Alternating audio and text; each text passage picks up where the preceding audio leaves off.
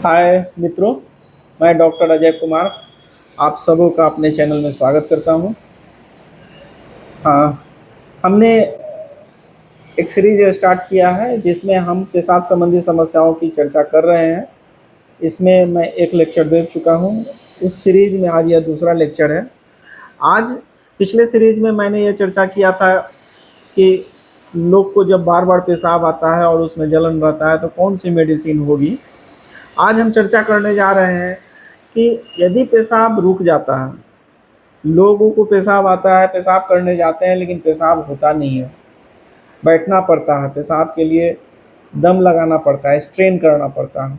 वैसे कंडीशन में हम कौन सी मेडिसिन लेंगे और किस तरह के सिम्टम पे लेंगे, तो ये पूरे लेक्चर में बने रहिए। इसमें हम विस्तार से विभिन्न बिंदुओं की चर्चा करेंगे जिसमें ऐसा प्रॉब्लम आते क्यों हैं और किन किन प्रॉब्लम में किस ढंग का सिम्टम आने से हम यह मेडिसिन का यूज कर सकते हैं। तो आज जो हम मेडिसिन की चर्चा करने जा रहे हैं वो एपिस मेलिफिका मेडिसिन है। एपिस मेलिफिका जो मेडिसिन बनती है होम्योपैथी में, वो बनती है जो हनी बी होती है, हनी बी से बनती है। तो हनी बी को आप देखे होंगे जिसे मधुमक्खी भी कहा जाता है। तो मधुमक्खी जब डंक मारती है तो आप वहाँ पे देखेंगे कि वहाँ पे सूजन हो जाती है और वहाँ पे लालिमा बन जाती है। उसके बाद वहाँ चुभन की तरह दर्द होती है और इस दर्द में आपको वहाँ पे छूने से दर्द होता है और गर्मी से दर्द होता है। उसे आप ठंडे पानी में रखते हैं, धोते हैं तो आराम होता है। तो इसी तरह के सिम्टम्स जब आपको व्यक्ति में मिले तो वह एपिस मेलिफिका मेडिसिन हो सकती है। अब हम देखेंगे कि पेशाब करने के लिए व्यक्ति जाता है और पेशाब उसे दम लगाना पड़ रहा है। पेशाब जो हो रहा है बहुत थोड़ा सा हो रहा है और उसमें उसको बहुत जलन होता है। उसके पूरे यूरेथ्रा ट्रैक में लगता है कि एकदम यूरेथ्रा ट्रैक जल रहा है और कटिंग टाइप का पेन होगा, नेक और ब्लैडर के पास कटिंग टाइप का पेन होगा। तो ये पेनफुल जो यूरिनेशन होता है, इसके पीछे वजह क्या है? तो इसके पीछे का जो वजह आप देखेंगे तो देखेंगे कि पूर्व में कोई फीवर हुआ, इरप्टिव फीवर हुआ, जैसे स्कारलेट फीवर हुआ या मीजल्स हुआ या इस ढंग का कोई भी फीवर जिसमें स्किन पे इरप्शन आते हैं, वो पूर्ण रूप से वो फीवर का रिजोल्यूशन नहीं हुआ, वो दब गया, किसी कारण से वो दब गया। तो उसके बाद इस तरह के कंडीशन डेवलप करते हैं जिसमें आपको पेशाब का रिटेंशन हो जाएगा, स्कैंटी यूरिनेशन होगा। एक दूसरी कंडीशन बनती है जिसमें क्या होता है ना कि आपके इंटरनल ऑर्गन, जितने भी हमारे बॉडी के इंटरनल ऑर्गन हैं, अगर उसके सीरस मेम्ब्रेन में इन्फ्लामेशन होता है, जैसे ब्रेन में मेनिंजाइटिस, स्पाइनल कॉर्ड में अगर वहाँ का मेनिंजाइटिस जो मेम्ब्रेन होता है वो उसमें अगर इन्फ्लामेशन हो गया और उस इन्फ्लामेशन के बाद उसमें सीरस मेम्ब्रेन से इफ्यूजन हो गया, वहाँ स्वेलिंग हो गया, फीवर अब ख़त्म हो चुका है लेकिन स्वेलिंग बनी हुई है, तो वैसा कंडीशन अगर बनता है, यह कंडीशन जैसे ब्रेन में बना, यह कंडीशन आपको डिप्थीरिया में भी बनेगा, जैसे थ्रोट में, टॉन्सिल में हो सकता है, आपके लंग्स के प्लूरा में हो सकता है, हार्ट के मेम्ब्रेन में हो सकता है, एब्डोमेन में पेरिटोनियम मेम्ब्रेन में हो सकता है, या आप देखेंगे किडनी का जो पैरेन्काइमा होता है उसमें इन्फ्लामेशन हो गया,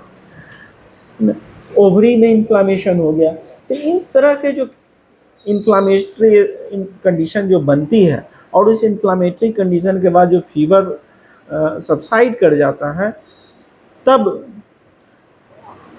स्वेलिंग बनी हुई है, बॉडी में फ्लूइड का रिटेंशन हो गया है विभिन्न जगहों पे।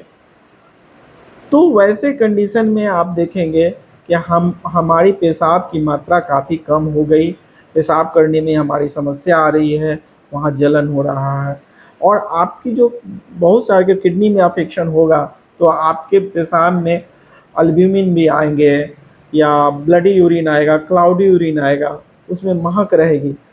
तो ये सब कंडीशन आपके बनते हैं एपिस मेलाफिका में। एपिस मेलाफिका में एक बड़ा पिकुलियर सिम्टम है कि जब फीवर रहेगा तो बहुत पेशाब आएगा, उस समय फ्रीक्वेंट पेशाब आएगा, आप उसे रोक नहीं पाएंगे, तो बार बार जाएंगे, रात्रि में अब बढ़ जाएगा। लेकिन जैसे ही फीवर चला जाएगा, जब पायरेक्सिया का स्टेट आ जाएगा, तो उस पायरेक्सिया के स्टेट में, पायरेक्सिया के स्टेट में आपके पेशाब जो है स्कैंटी हो जाएंगे। यह कंडीशन बहुत सारे लोगों में प्रोस्टेट ग्लैंड के स्वेलिंग में भी होता है। अगर प्रोस्टेटिक ग्लैंड का इन्लार्जमेंट हो गया तब भी यह कंडीशन बनेगा। और जब आप इसमें प्रेस करते हैं यूरिन के लिए, तो बहुत सारे केसेस में आप देखेंगे कि इसमें स्टूल का इनवॉलंटरी पैसेज हो जाता है। आप इसमें इस तरह के केसेस में जहां पेशाब में एपिस मेलाफिका का कंडीशन बन रहा है, जलन, बर्निंग, स्कैल्डिंग नेचर इसका है, पेनफुल यूरिनेशन है, तो आप बहुत सारे केसेस में देखेंगे कि फेस पे उसको स्वेलिंग होता है।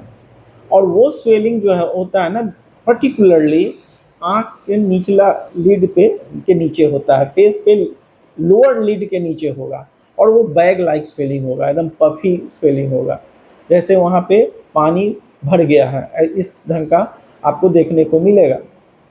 तो इन सारे कंडीशन में हम लोग एपिस मेलिफिका का यूज करते हैं। एपिस मेलिफिका में जब लेडीज लोग के केस में आप देखेंगे कि विडो में यह, खासकर विडो जो होती हैं उनमें ज़्यादा पाया जाता है, या वैसे लोग जिनमें जो बहुत अधिक गुस्सा करते हैं और गुस्सा का सप्रेशन हो गया, या कोई फियर हो गया, कोई उनको डर एकाएक हो गया, उसके बाद उनकी पेशाब की यह समस्या आ गई।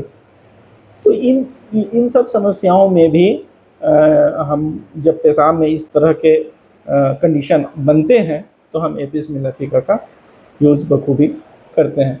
एपिस मेलाफिका का यूज करने में आप देखेंगे कि पेशेंट को ठंडे पानी से आराम होगा। वो जब वॉश करेगा अपने यूरेथ्रा को, अपने यूरिनरी ऑर्गन को, तो उसको आराम मिलता है। और पेशेंट जो होता है ना, वो मोस्टली थर्स्टलेस होता है, उसे प्यास नहीं लगती है। तो इन सब बातों को ध्यान में रखते हुए हम एपिस मेलाफिका का यूरिनरी कंडीशन में, यूरिनरी प्रॉब्लम में, जहाँ पे retention of urine, scanty urination है, हम यूज कर सकते हैं।